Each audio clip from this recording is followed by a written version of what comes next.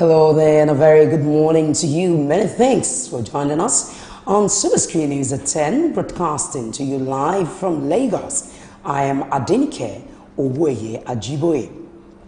The Senate has begun an investigation into the alleged plot by some members to sack Senator Bukola Saraki as president of the Senate. The People's Democratic Party (PDP) lawmaker Senator Obinna Ogba, representing Ebonyi Central, who raised the alarm through a point of order at the plenary, alleged that the senators were also mobilizing civil society organizations and trade groups to protest against Saraki's leadership. Ogba urged aggrieved senators to present their grievances on the floor of the Senate rather than going outside the chamber and starting mobilizing civil organizations and market women to hold demonstrations against the leadership of the Senate. The House of Representatives has asked President Muhammadu Buhari to direct security agencies to immediately begin the enforcement of the open grazing prohibition law in Benue State to halt the killings by herdsmen. The House passed the resolution in Abuja as lawmakers again condemned the latest attacks on villages in the Okpoko, a local government area of the state, where 26 more lives were lost. The session, which was presided over by the Speaker, Yakubu Dogara, said that the government must recognize the fact that as a state, Benue is covered by the 1999 Constitution as amended to make laws for the good governance of its existence. Dogara said there were no alternatives to enforcing a law duly passed by a state assembly and called on the Inspector General of Police, Ibrahim Idris, and heads of other security agencies to implement the anti-open grazing law. President Muhammadu Buhari's re-election bid has been greeted with mixed reactions. A cross-section of Nigerians who spoke to SuperScreen frowned at the president's re-election bid, advising him not to recontest. The report. As the general elections draws nearer, politicians have been gearing up and making their intentions known on their next political ambitions. While there are informations that former Vice President Atiku Abubakar will be vying for Nigeria's president, Kwakwanso is also reported as making moves to vie for Nigerian president, but the most shocking to Nigerians is the re-election bid of President Muhammadu Buhari. The president is free to recontest, but I for one does not believe he deserves to be re-elected. Based on appointments, based on the people he's working with, a whole lot. Look at, he campaigned on three cardinal promises: security, economy, and corruption. And on these three scorecards, he didn't score an A on any of them. Insecurity killings are happening everywhere. Anti-corruption, it's, for God's sake, it's just a whole lot of drama going on there. And economy, we see what we're all experiencing. The whole of this country voted for President Buhari because they felt the time of change has come, hope has finally come to Nigeria. But for some reason that we don't know, that has not been explained to us, they've not been able to perform in some very, very important areas. So, sir, if President Muhammadu is contesting in 2019, are you going to vote for him? Well, I can't say I will vote for him, and I cannot say I will not vote for him. If I am not going to vote for the sitting president to come back again in 2019, what will be my reasons? And my reasons will be, and why should I vote for a government that has not done well in areas that has affected me? He doesn't deserve to be president of Nigeria. Why? Because when he was elected, he promised us free breakfast for children in government school. We didn't get that. He promised us a lot of things, but he failed with his promise. In his manifesto before he was elected as the president of Nigeria in 2015, he said that he's going to do this, do that as per the political party which he came under them. But fortunately, the first term of his tenure, he couldn't achieve anything. Maybe it's the people behind him, or his cabinet, or his member of the House, they couldn't help him, or he's not capable of it particularly. We don't know. But probably the second time, we don't know, since the first time doesn't have an edge. Second time, we don't know what could happen in the second. Maybe the country might be worse than this first time. I don't want him to go again because he's old. Who then should be the right person to pilot the affairs of Nigeria in 2019? A young and responsible person, not only a young but responsible, and someone that can take care of Nigeria. I'm happy that young, vibrant Nigerians are now coming out to say, I want to vie for presidency. That's good. That's a good sign that Nigeria is beginning to go in the right direction. We have good people that can run this country, in this country. There are many of them. We don't have to rely on the old brigade. I think I vote for him because there is no other option as a presidential candidate. The perception of non-Africans is that African leaders are power drunk. They hold on to power until pressure is mounted on them. They do not vacate the seats of power. Though in Nigeria, the situation has been fair. After all, former President Goodluck Jonathan relinquished power voluntarily, just as his predecessor. It remains to be seen whether President Buhari will succeed with his second-term ambition. Now moving on the news, the House of Representatives has resolved to investigate allegations of underage voters and issuance of permanent voters' cards by the Independent National Electoral Commission, INEC, to them.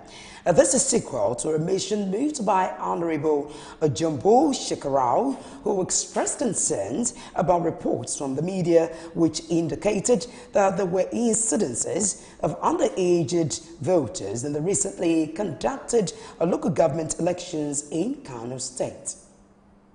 The House of Representatives says it will investigate allegations of underage voting in Kano State in the recently conducted local government elections. These developments followed a motion moved by a member of the House, John Bull Shekarau, who drew attention to recent pictures in the media showing cases of underage voting. Shekarau alleged the underage voters were registered because the lives of the registration officers were threatened, adding that the incident created a huge embarrassment to the nation. The reports from SuperScreen and electronic media which indicate that there are incidents of underage voters who presented themselves at polling units with permanent voters card to vote in the recently conducted local government elections in Kano and indeed, Mr. Speaker, in most states of this country. Mr. Speaker, colleagues, consider of the incidents, if left unchecked, will have adverse effect on the peaceful conduct, credibility of future elections, and legitimacy of elected leaders. Mr. Speaker, honorable colleagues, this has called for that we mandate the Committee on Electoral and Political Matters to investigate the incident of the registration and issuance of permanent voters' cards to underage voters by INEC across the country and report back within 5 weeks. Reacting on the motion, Uzoma Ikem Abonsa stressed the need to conduct an investigation into the matter and asked the House to make a formal request of the voters registered in the state. Our problem in this country is closing over very serious and important issues. These issues go beyond credibility and legitimacy of the election that have been conducted and that will also be conducted. It also touches on the security of lives and property of citizens of this country. As we've been informed, we are aware what happened in Kano in 2015 during the 2015 election, where the resident electoral commissioner and his entire family were burnt down. And I don't have any information about investigation and report on that incident. No one is sure whether the allegation is true or not. Yes, because I know quite well that no sane INEC officers will sit to register any underage person. So I will support the motion since it is investigative that they should go ahead and investigate. However, the House mandated its Committee on Electoral and Political Party Matters to investigate the incidents and report back within 5 weeks for further legislative actions. The Court of Appeal, Lagos Division, has reserved a judgment in the appeal filed by the federal government seeking the extradition of the senator representing Ogun East, Buruji Kashamu, to the United States of America. The federal government claimed to have received a request by the United States government to deliver Kashamu for prosecution for his alleged role in an illicit drug deal in the United States. However, Kashamu had in 2015 secured 2 separate judgments by Justices Okon Abang and Ibrahim Buba of the Federal High Court, restraining the federal government from delivering the senator to the United States. But the Attorney General of the Federation approached the Court of Appeal, seeking to overturn the judgment of Justices Abang and Buba to pave way for Kashamu's extradition. The Pan-Yoruba Socio-Political Organization, Afenifere, has called on the Ondo State Governor, Rotimi Akeredolu, to find a lasting solution to the incessant attacks on farmers by Fulani herdsmen in the state. The association also urged the governor to emulate the Ekiti State Governor Ayodele Fayose by organizing a security summit which should involve all the leaders of Miyetti Allah in the state and the country at large, farmers, representatives of the government, security agencies and other stakeholders. The group made the call at a meeting held at a residence of the leader of the association, Reuben Fashoranti, in Akure, Ondo State capital. The Secretary General of the Association, Sende Arogbofa, who read the communique issued at the end of the meeting, said there is a need for Akeredolu to call all the concerned groups for a peace meeting to design a lasting solution to the crisis. Borno State Commissioner of Police, Damian Chuku, says 6 soldiers and 4 policemen were killed in Ran, a remote local government headquarters where Boko Haram attacked last week. The figure quoted by the Commissioner of Police is the first official disclosure of casualties the security forces suffered in the attack that killed 3 workers. The 3 victims worked for the United Nations at Ran's displaced persons camp. 2 other female workers are believed to have been abducted by the terror group. While giving details of its losses last week, the United Nations also said 8 members of the Nigerian security forces were killed. The socio-cultural organizations representing the people of Benue State have appealed for international help to end the spate of killings of farmers by killer herdsmen in the state. The group, which is known as Ndozov Youth, the Idoma National Forum, and Omini Igede made the appeal at a joint press conference in Abuja on Thursday. Speaking with journalists on behalf of the 3 groups, the President General of the Idoma National Forum, Amani Adoya, said the appeal for international help became imperative following a series of distressing comments by officials of the federal government about the wanton killings in the state. Amali said the people of the state had expected that the military operation called Exercise Catchphrase would bring peace and order and assist the over 160,000 internally displaced people of the state to return to their ancestral homes, but that the hope has been dashed. The group drew the attention of Nigerians and the international community to the latest killing of 26 people in the Okpoko local government area by armed Fulani herdsmen. Nigerian women have joined the other women in the world to mark the 2018 International Women's Day. In Lagos, different women converged at Agidingbe in Ikeja to celebrate the day. Women were advised to believe in themselves and continue to play their role in nation building. All the women at the program speak about their marital issues and how they were able to solve them.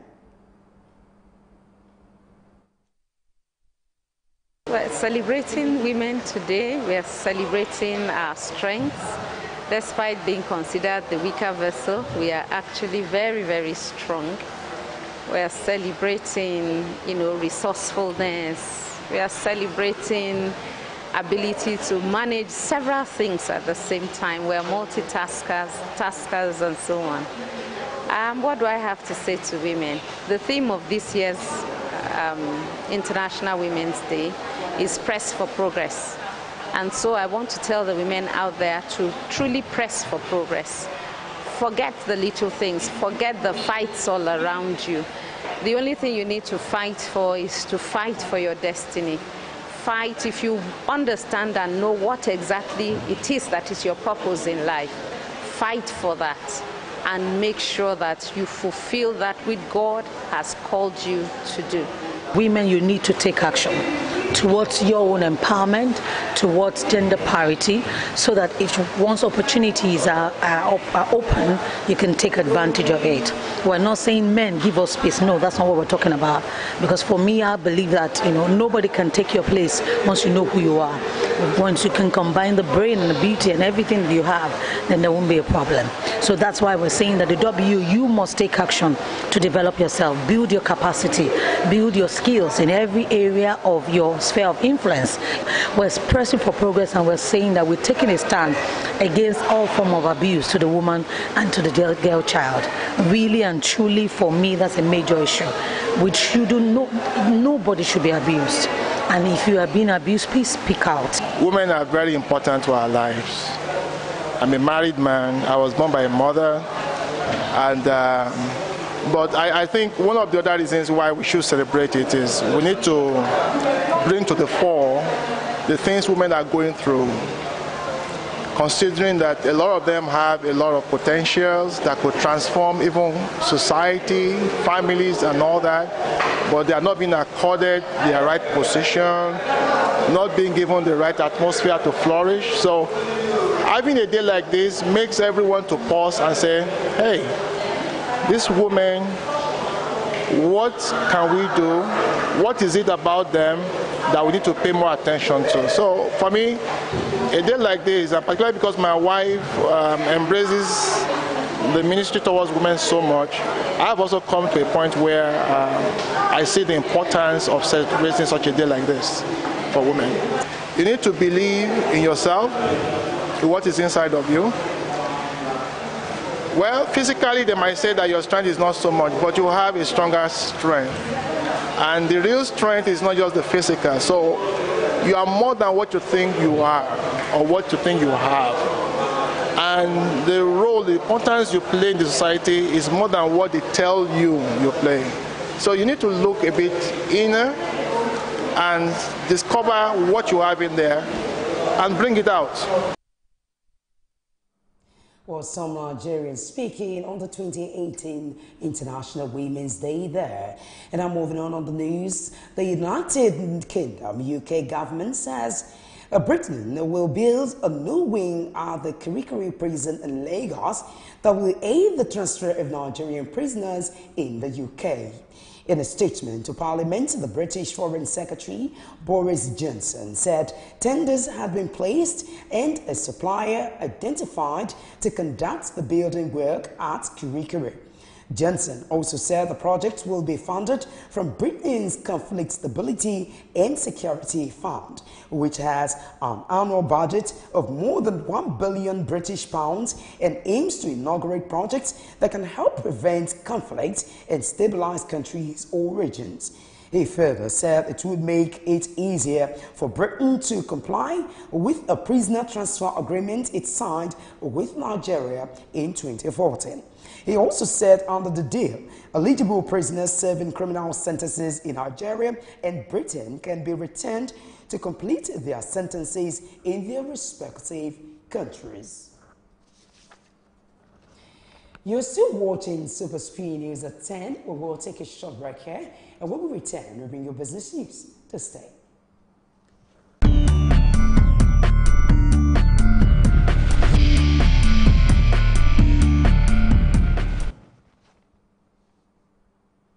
Well, many thanks to stay with us now in business news. The federal government says the proposed economic recovery and growth plan, ERGP focus labs, will be moving the economy away from an oil-dependent and fragile economy to a strong, diversified and inclusive one. A Minister of Budget and National Planning, Udoma Odo, disclosed this at a briefing on the ERGP focus labs held at the ministry's headquarters in Abuja.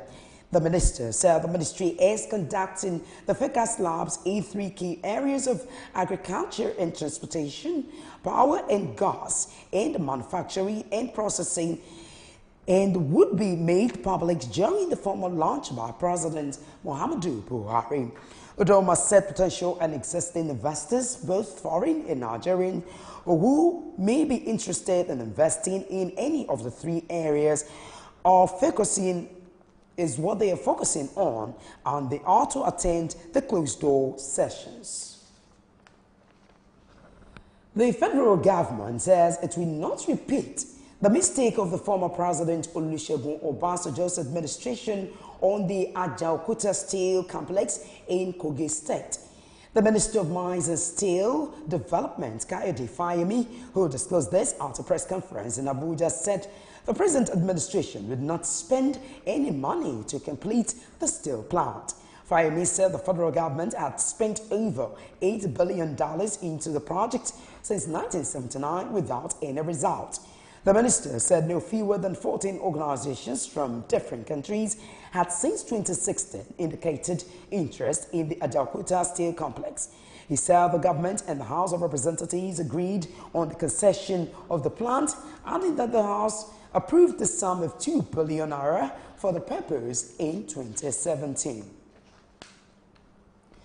Affordable milk for all Nigerians has been introduced into the market by Friesland Campina Wamco, the makers of peak milk and 3 Crowns. The new milk called 3 Crowns Creamer is introduced for the benefit of consumers who are particular about affordability. The report.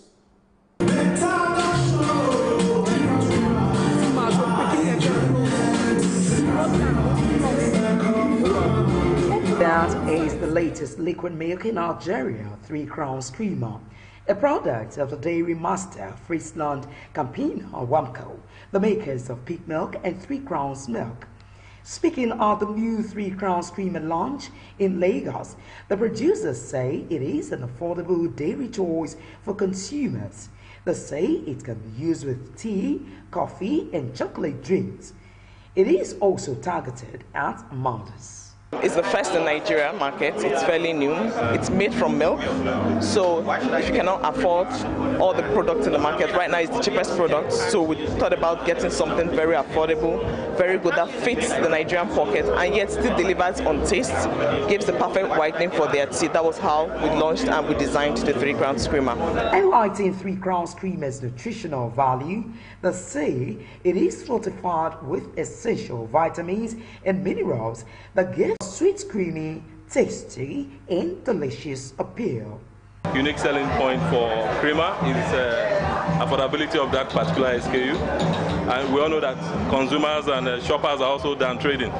So that's why as a company we've thought through to get them a product that is highly affordable, but the key point is that it contains the required nutrients, vitamins for taking milk. So is a good player with the right compliments too. What Prima does, it's a perfect whitening and gives you a very nice taste to your tea. It also comes at a very affordable price. We looked at the market and looked for very different ways where we can keep people having all the benefits they can have with milk. This latest product is an addition to 3 Crowns portfolio, said to be Nigeria's first locally produced evaporated creamer. Some of their consumers testify to its taste and affordability. Personally, I tasted it, and to me, it's tasty, creamy, and sweet. The first time I did it was the very day they introduced it to me, and I put it in my tea, it whitened the tea, and I was like, how come? So later I got to know that that's one of the uniqueness of 3 Crown creamer. So to me, it's a very nice one.